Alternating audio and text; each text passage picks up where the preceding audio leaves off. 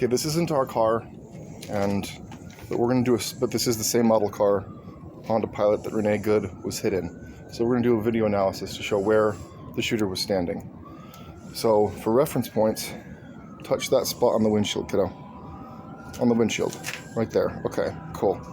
That's where Renee Good was hit. So right there. That's where that's where the bullet hole was. So look where she'd be hit. You can see the spot. In the heart? Huh? In the heart? Well, yeah, if he was standing right here. So she wasn't. She was shot in the head.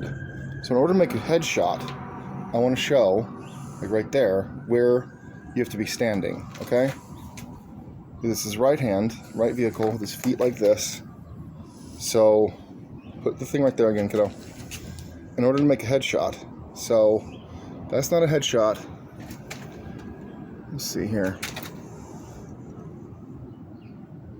So right there.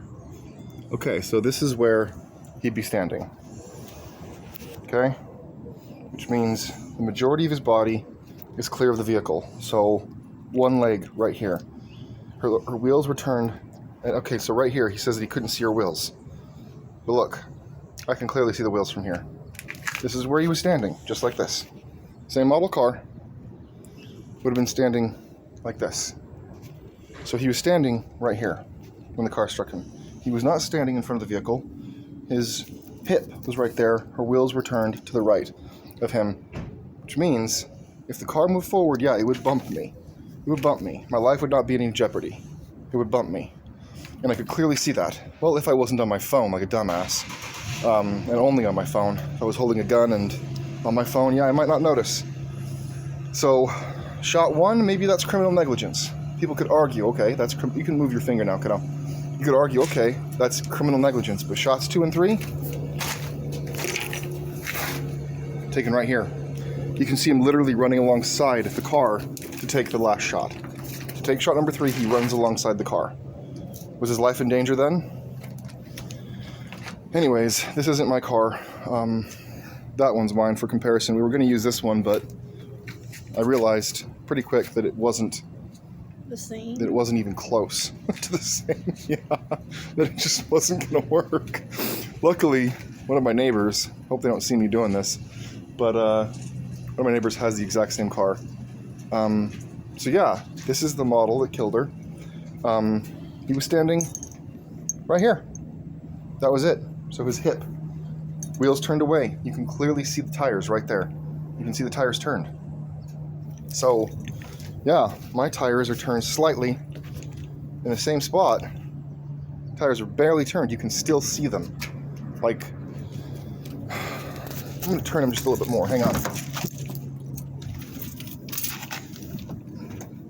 Oh, yeah, that's turned to the right. That's slightly to the right. So these tires are slightly to the right. Hers were hard to the right. And you can see, even when they're slightly to the right, you can still see in the same position, you can see that the tires are turned. Like, it's bullshit that he was about right here. He closed the distance. He didn't stay there.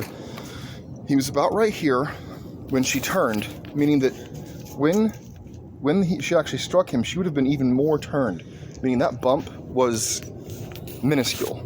That bump would have been almost non-existent. He would have barely felt it, if at all. I don't think he did, because he steps to the right as he's shooting, meaning I don't think that the car hit him at all.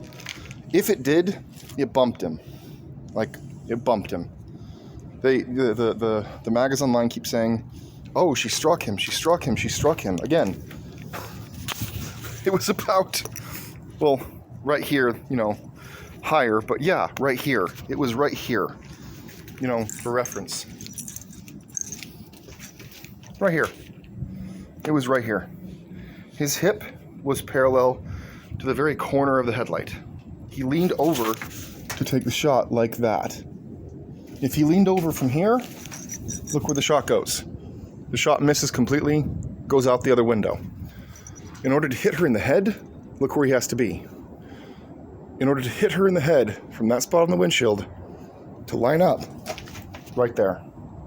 I'm so sick of hearing people saying his life was in danger.